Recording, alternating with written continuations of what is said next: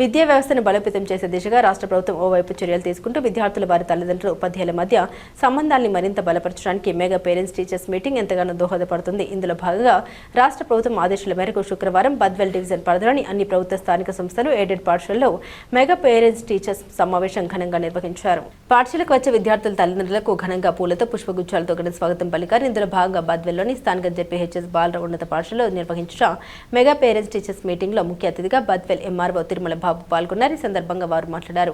విద్యార్థుల అభ్యున్నతి కొరకు ప్రభుత్వం తీసుకొచ్చిన మెగా పేరెంట్స్ టీచర్స్ మీటింగ్ ఎంతగానో దోహదపడుతుందని, విద్యార్థులకు మరియు ఉపాధ్యాయులకు సంబంధించి పిల్లలు ఏ విధంగా విద్యపై దృష్టి సారించారు, వారి భవిష్యత్తు ఎలా ఉంటుంది, విద్యార్థుల పట్ల ఉపాధ్యాయులు ఎలాంటి శ్రద్ధ తీసుకుంటున్నారు అన్న అంశాలు తల్లిదండ్రులకు అర్థమవుతుందని, దీంతో విద్యార్థుల తల్లిదండ్రులు కూడా తమ పిల్లల పట్ల మరింత శ్రద్ధ కనబరుస్తారని పేర్కొన్నారు. తల్లిదండ్రుల సమావేశం అనేటువంటిది ఏర్పాటు చేయడం జరిగింది. ఈ సమావేశం ప్రధాన ఉద్దేశం విద్యార్థుల యొక్క ప్రగతి అనేటువంటిది ఉపాధ్యాయుల ద్వారా తెలుసుకొని వాళ్ళ యొక్క ప్రగతికి మార్గాలు అనేటువంటివి అన్వేషించడానికి, తల్లిదండ్రులతో చర్చించాలనేటువంటి ప్రధాన ఉద్దేశంతో దీన్ని ఏర్పాటు చేయడం జరిగింది.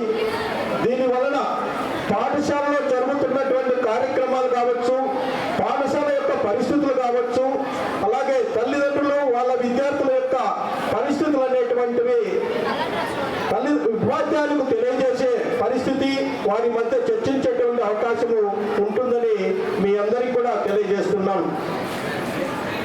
ఈ పాఠశాల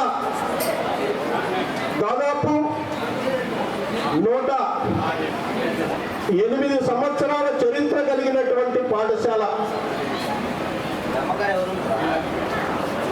1918వ సంవత్సరంలో ఈ పాఠశాల మొట్టమొదటిసారిగా ప్రైమరీ లెవెల్ నుంచి ప్రారంభించబడి తర్వాత హై స్కూల్ స్థాయికి ఎదిగి చాలా కాలం కొనసాగిన తర్వాత 1921-22 విద్యా సంవత్సరంలో గత ప్రభుత్వం తీసుకున్న నిర్ణయం ఆధారంగా ఇక్కడ జూనియర్ కళాశాల అనేటువంటిది బాలికలకు ఏర్పాటు చేయడం జరిగింది.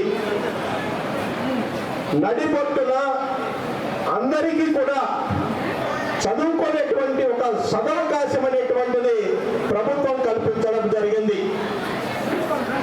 తద్వారా విద్యార్థుల్లో డ్రాప్అవుట్స్ రేట్ అనేటువంటి తగ్గించి వారికి కూడా కళాశాల విద్య అనేటువంటిది ఫ్రీగా, పుస్తకాలు ఫ్రీగా ఇవ్వడం జరుగుతుంది. మధ్యాహ్న భోజన పథకం అనేటువంటిది నిర్వహించడం జరుగుతుంది. 6 నుంచి 12వ తరగతి విద్యార్థులకు కూడా ఈ పథకం అనేటువంటిది ఇంప్లిమెంటేషన్ చేయడం జరుగుతుంది. కాబట్టి దాని వలన మీ విద్యార్థులకు, మీ బాలికలకు ఎటువంటి కష్టం లేకుండా, ఎటువంటి రూపాయి ఖర్చు లేకుండా విద్యను అభ్యసించేటువంటి సదుపాయం అనేటువంటిది ప్రభుత్వం కల్పించబడింది. అలాగే మెగా పేరెంట్స్ టీచర్ మీటింగ్కి హాజరైనటువంటి తల్లిదండ్రులకు మరియు ఈ స్కూల్ గౌరవ హెడ్ మాస్టర్ గారికి మరియు వేదిక నిర్వహించినటువంటి ఇతర ఉపాధ్యాయులకు మరియు పెద్దలకు మరియు ఈ కార్యక్రమానికి ఇచ్చేసినటువంటి విద్యార్థులకు కూడా మా అభినందనలండి. ఇప్పుడు ప్రస్తుతానికి మనకు ఈ mega parents teacher meeting conduct చేయాల్సిన ముఖ్య ఉద్దేశం ఏంటంటే పేరెంట్స్ కూడా ఉపాధ్యాయులతో కమ్యూనికేట్ అయ్యి పిల్లలకు ఏమైనా సమస్యలు ఉన్నాయా, పిల్లలకు వచ్చేటువంటి లోటుపాట్లను కానివ్వండి, వారు చేస్తున్నటువంటి మంచి పనులు కానివ్వండి, లేదంటే పాఠశాలలో ఏదన్నా తప్పులు చేసినప్పుడు కూడా మీకు షేర్ చేసుకుంటారు. తర్వాత పిల్లలు ఏ విధంగా చదువుతున్నారు అవన్నీ కూడా మీరు షేర్ చేసుకోవడం జరుగుతూ ఉంటుంది. ఇప్పుడు మనం ముఖ్యంగా ప్రభుత్వ పాఠశాలలో చదువుతున్నటువంటి పిల్లలు ఖచ్చితంగా కొద్దిగా రాటుతేలు ఉంటారు. మనము ప్రైవేట్ పాఠశాలలో పోలిస్తే ప్రభుత్వ పాఠశాలలో పోలిస్తున్న పిల్లలు కొద్దిగా ముందుంటారు, అన్ని కార్యక్రమాల్లో కూడా ముందుంటారు. వాళ్లకు అక్కడ పుషింగ్ ఎక్కువ ఉంటుంది. అలా చదవాలి, ఇలా చదవాలి, ఎలా చేయాలి, ఇలా చేయాలని చెప్పేసి. కానీ ఇక్కడ మీకు అన్నీ కూడా ఉపాధ్యాయులు చెప్తూ ఉంటారు. అయినప్పటికీ కూడా మీకు ఉపాధ్యాయులతో పాటు మీకు ఎక్కువ ఫ్రీడమ్ ఉంటుంది. మీరు అన్ని కార్యక్రమాలు కూడా పాల్గొనవచ్చు. ఇప్పుడు మన ఉపాధ్యాయులు గారు చెప్పినట్టు మీకు వ్యాయామంలో ఫెసిలిటీ ఉంది. తర్వాత చదువులో కూడా అన్ని ఫెసిలిటీస్ ప్రభుత్వం కల్పించింది. మీరు చేయాల్సిందల్లా ఏంటంటే కాన్సన్ట్రేట్ చేయండి. మీరు ఏం చేస్తున్నాం, నేను ఏం చేయాలి. చిన్నప్పుడే ఇప్పుడు మనకు ఉపాధ్యాయులు చెప్పినట్టు మొక్కై వంగనది మానై వంగున అంటారు. మనం ఖచ్చితంగా చిన్నప్పటి నుంచే మనం ఏ దారిలో వెళ్తున్నాము, మనం ఎలా చదువుతున్నాము, డిసిప్లిన్ ఏ విధంగా ఉంది, పెద్దలు ఏ విధంగా గౌరవిస్తున్నాము, ఈ విధంగా మీరు చూసుకోవాలి. అదేవిధంగా ఇంటి దగ్గర పేరెంట్స్ కూడా మన పిల్లల నడువడికి ఎలా ఉందో నిరంతరం గమనిస్తూ ఉండాలి. ఇప్పుడు వచ్చినటువంటి సోషల్ మీడియా ప్రభావం పిల్లల మీద ఎక్కువగా ఉంది కాబట్టి ప్రతి ఒక్కరు కూడా గమనించుకోండి. ఎందుకంటే మనం గమనించడం తప్పులేదు.